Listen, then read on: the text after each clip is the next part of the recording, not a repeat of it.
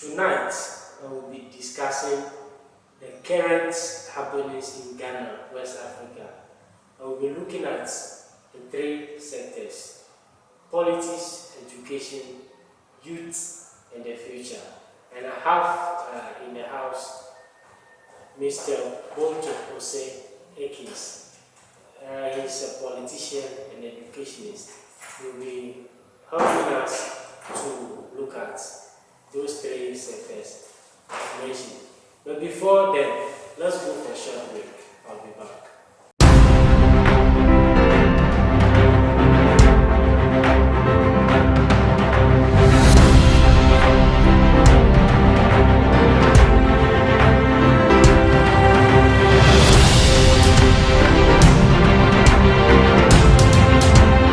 Hello, you are welcome back to the Daily Focus. Tonight, I will be discussing current happenings in Ghana, West Africa. I will be looking at politics, education, and youth and the future. And tonight, I have in the house Mr. Bonto Jose Akins, who is educationist and politician. He's going to help us to discuss today's topic at hand. Mr. Bonto, you're welcome. Thank you, sir. It's been a while. Yeah, how is everything? We are managing. We thank God. And the country to Ghana. Ghana is doing fine. Ghana is doing fine. Yes. Okay, so as I said earlier, we'll be discussing current happenings in Ghana, and then our major focus will be on politics, since you are a politician and then educationist. So we also look at education sector. Then we see what the politicians or our leaders are having for the youths. Then we do a curtains to today's show. So you are welcome once again. Thank you, my brother. Okay. I hope you are doing well as well. I'm fine. We thank God. Okay, so when we look at the current happenings in Ghana now, taking education, for instance, Form 2s are now in school, and then what are the matters arising? Thank you very much, my brother. Let me say a very big good evening to your cherished viewers and my family out there. Form 2s, as you said, are in school, and as expected, so far so good. I'm yet to hear a school that probably has recorded a case so far as the COVID-19 is concerned. Okay. So far so good. Things are moving as expected. Earlier, when school resumed, so far as the Form 2s are concerned, there was a few challenges, especially when it comes to the government policy of one hot meal for the JHS pupils. Okay. But so far as I know, it has been rectified and everything is moving on smoothly. All the PPEs are in place. All the PPEs, so far as I know, Yeah. are in place, and this time around, even more as compared to that of JHS, Okay. has been distributed. So far as some schools that I know Okay. are concerned, so far so good. Okay. And we say kudos to the government and the team. Okay. Okay. Yes. Okay, so as you said, everything is moving on well. So they will be vacating 14th December. So till then, let's keep praying that none of the schools will record any of the. That is our hope and prayer. Okay. But I would also want to urge everyone out there to make sure they enforce the usage of the nose mask and all the associated adherence Okay. so far as the COVID-19 protocols are concerned. Okay. Because fine, our active cases are down, Okay. but we can be on a higher side if we all end up neglecting the protocols. Okay. So I'll urge school heads to continue making sure their keys adhere strictly. You see, the danger involved is that these keys are coming from home every day. Okay. These kids are coming from homes where their parents also move in and out of the house. Sure. Some kids even will have to board commercial transport from home to school. So the dangers are still there though. But if the kids adhere to it, as we've gotten so far, things will be good with us. Because if there should be an escalation, so far as the virus is concerned, then we, those in school business, especially those of us in private school, will be in trouble. What it means is that the government may not allow us to resume school in January as suggested earlier.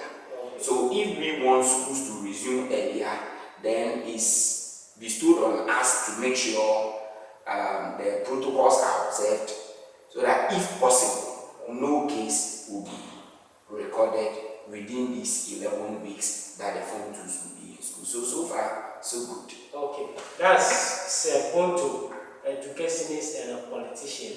And this is the TheDailyfocus. My name is Joseph Kofi. We are going for a short break. When we come back, we are looking at politics in Ghana and West Africa. I'll be back.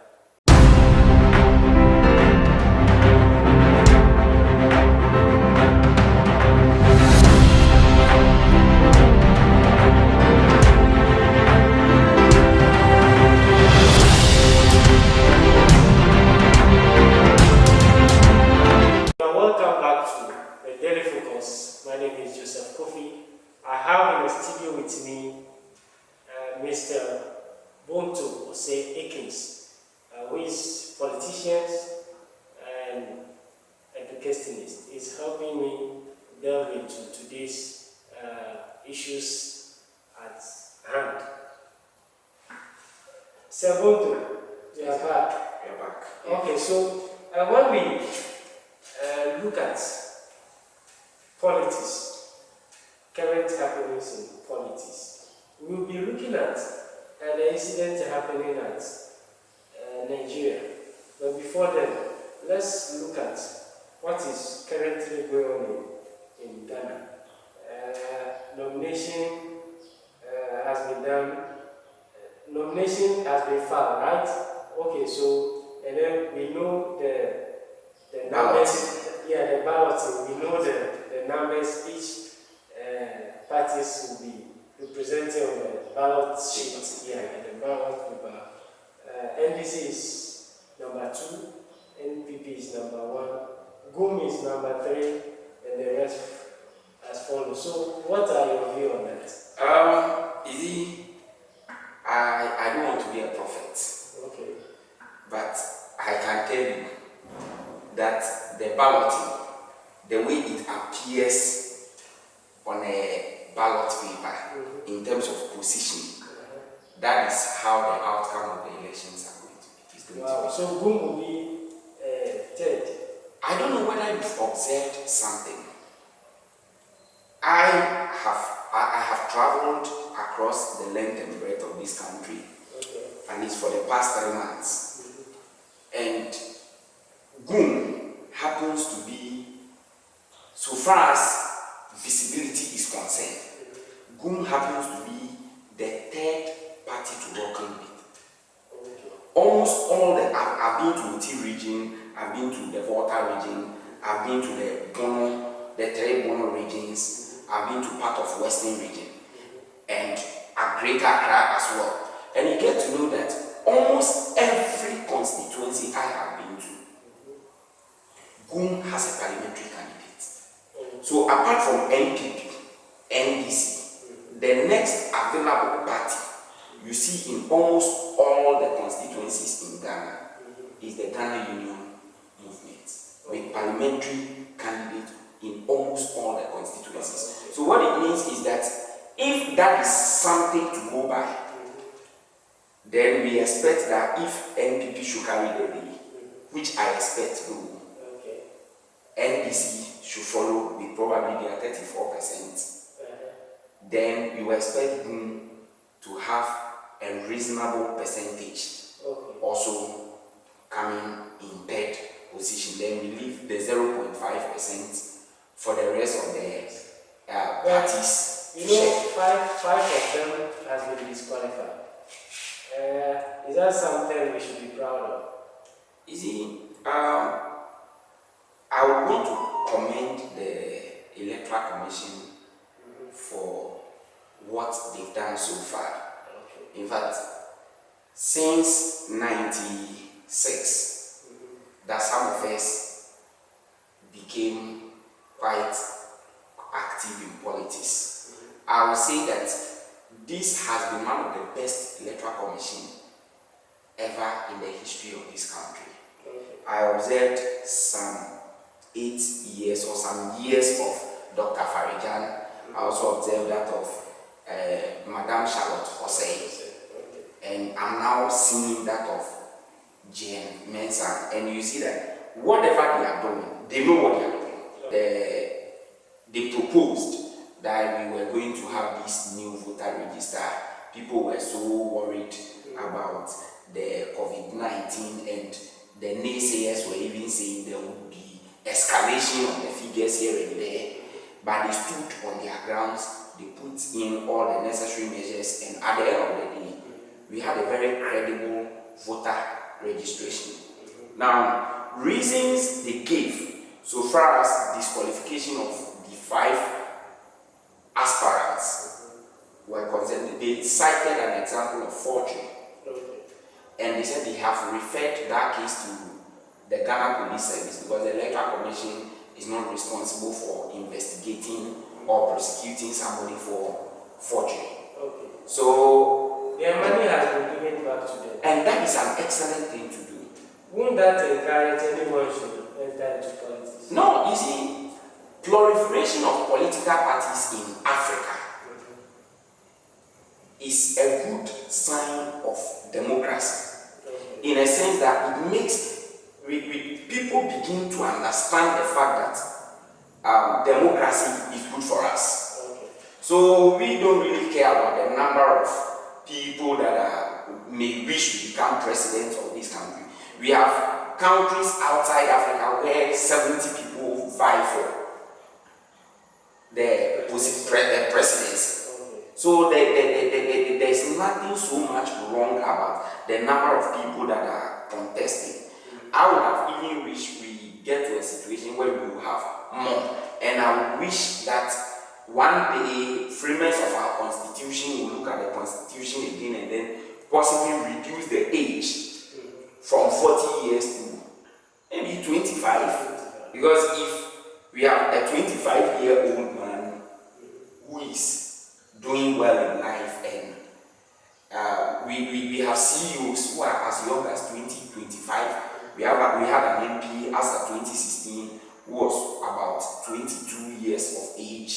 And if somebody can go to parliament and be part of 275 high-profile personalities to enact laws for this country, then why are you telling me that that same person who can go to parliament to enact laws for this country cannot be president of this country?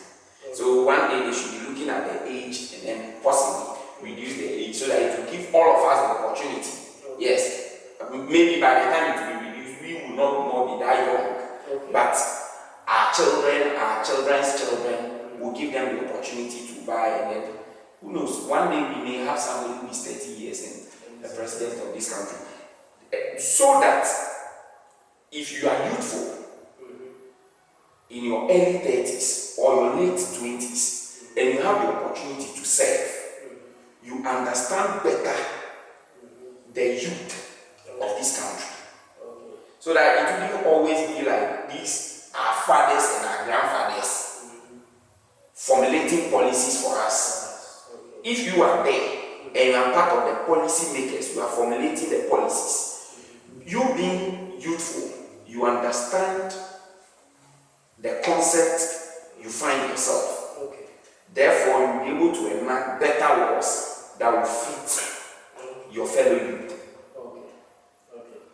Alright, so this is the Daily Focus. My name is Joseph Kofi. I have Sabonto in the house, and then we are looking at current happenings in Ghana, and we are on politics. We will be going for a short break. When we come back, we look at the manifesto of all the political parties and what they have for the youth in the future. I'll be back.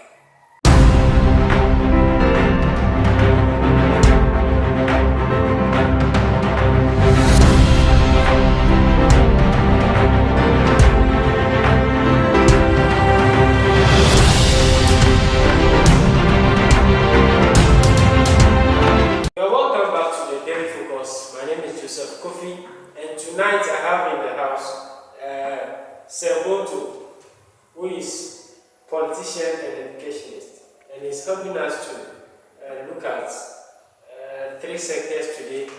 We've already looked at education. We are now on politics, and we are linking it to youths and the future. What exactly is the political parties having for the youth? Since you all know youth are the future leaders of this country, what exactly our leaders or politicians having for the youth when we look at the two manifestos? But since Bonto is an NPP man, we will look at NPP manifesto first. If we have any idea about the other political parties, we will also see how we can go about that. You are welcome back. Thank you, my brother.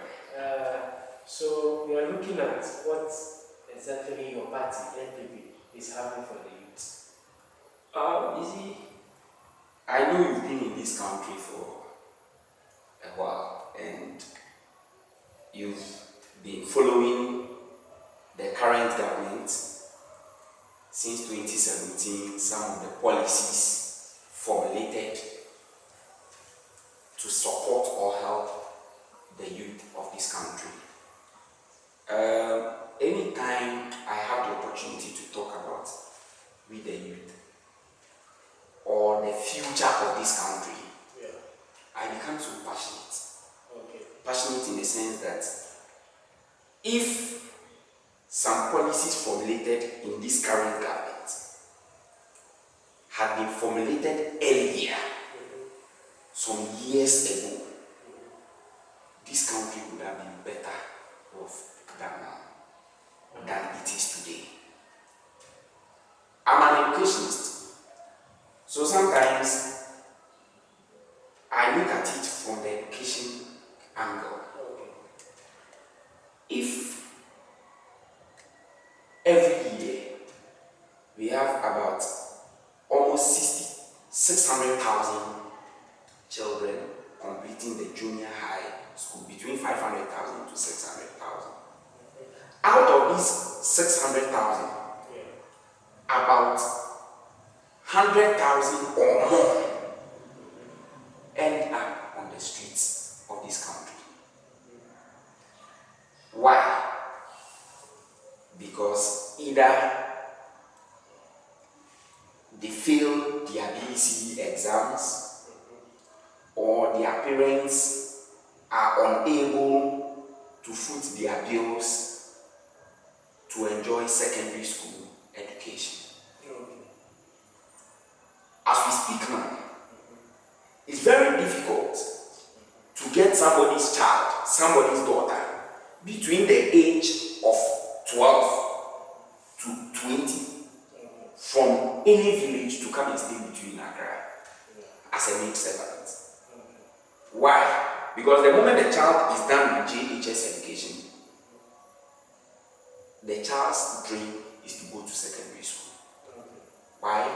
Because that child knows that irrespective of his or her background, he or she can enjoy secondary education at no cost.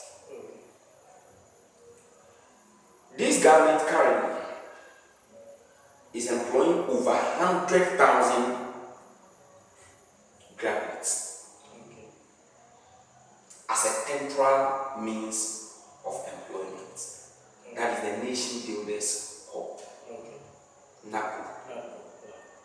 You see, I completed the university 2011.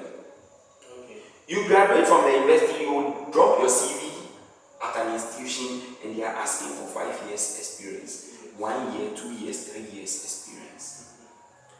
One of the reasons behind NAPU is to give field experience or practical. After I did physics at the university, pure physics, after you have studied at the university, you get the opportunity to practice at the job market. So that within 1 to 3 years of you enjoying NAPU, you get the experience, you get your permanent job somewhere, you go home. You create an environment for a new graduate to also enroll on NAPU. And the government, according to this year's manifesto, they are putting a policy where after you graduate from the university and you even happen to get a job, the government will guarantee a loan for you to rent and start life. After you graduate from the university, NAPU is there for you after your national service. After you graduate from the university, the job market is there for you. After you graduate from the university, planting for food and jobs are there for you. A time has come where Ghanaian youth should stop just looking at the white-collar jobs. I always tell friends that the opportunities are no more in the cities, but the opportunities are now in the villages. I have a friend who is into this planting and for food and jobs. And at this planting season, he's investing in about 1,000 acres of maize. A university graduate.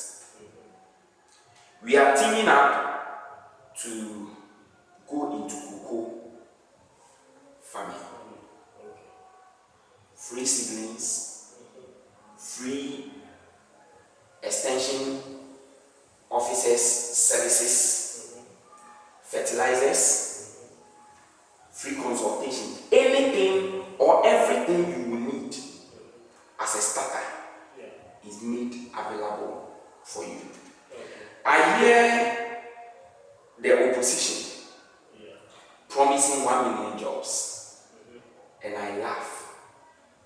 Because as we speak now, in less than 4 years, this current government has created over 2 million jobs in all sectors of this economy. We had a situation where people graduated from the universities and were never posted. I'm talking about graduate teachers. We had a situation in this country where people completed the nursing training school from 2013 to 2016 and they were never posted. It took a certain Abudankwa Ekufuado, His Excellency, to start posting such students from 2013. So you get to know that currently those at home are those who graduated 2018, 2019. Why? Because the government must post those who graduated in 2013, 14, 15, 16 before posting 17, 18, 19. If the former government had employed those people, by now those 2013 at home wouldn't be home. And I just learned, I think 2 weeks ago, that they've gotten a financial clearance from the Ministry of Finance for them to be posted. So when we talk about a government that has the youth at heart, we should be looking at the NPP government. It was a certain NPP government, President John Ajit Nkufu, that introduced the National Youth Employment. I remember very well when the National Youth Employment was introduced. NBC communicators were on air making fun that if President Kufuor promised jobs, should it be jobs with baller? That was exactly what then Honorable Ahmad Bin on Peace FM stated.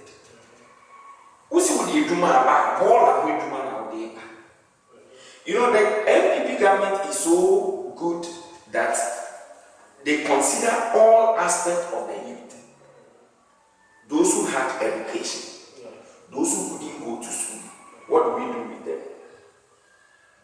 So if you weren't able to go to school, you have the opportunity to enroll with the National Youth Employment Agency. Okay. If you are a graduate, you have the opportunity to enroll with NACO. Okay. The government is promising over 2 million jobs in the next administration. NPP government. Over 2 million jobs. In less than 4 years, the government has been able to employ over 2 million Ghanaians. Okay. Over 60,000 teachers were employed in this country. Okay. Between 2017 till date. Okay. Over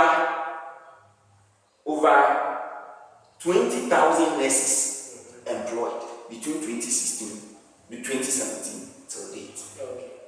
Okay. Over 100,000 NAPO employed.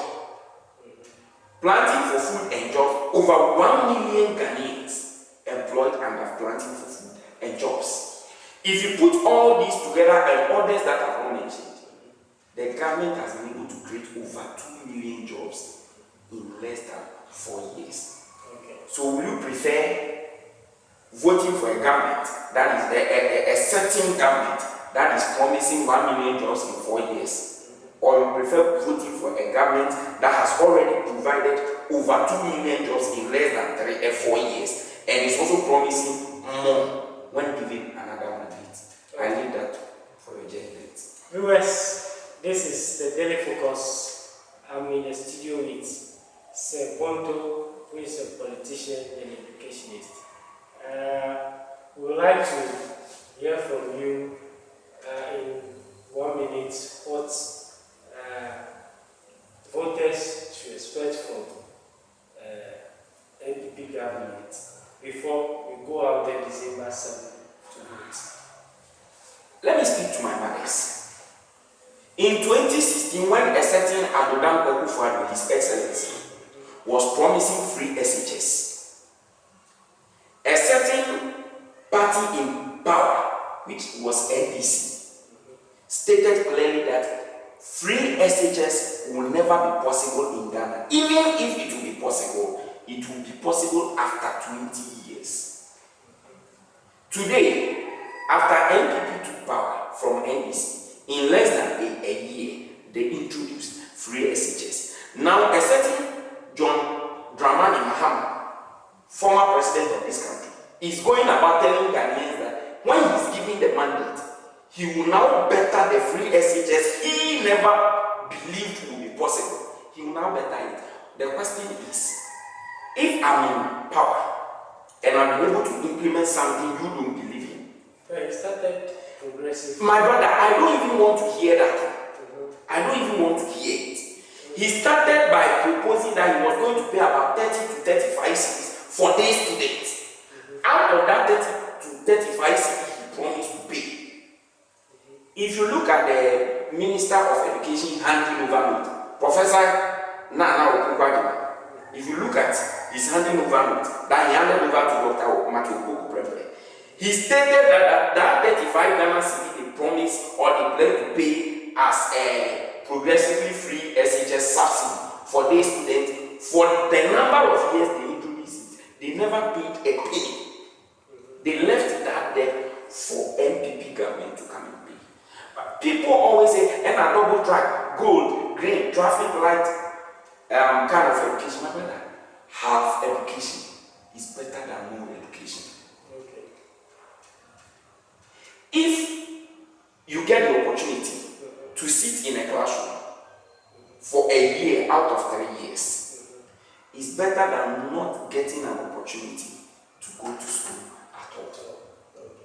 kindly wrap up. So I'll urge electorates out there.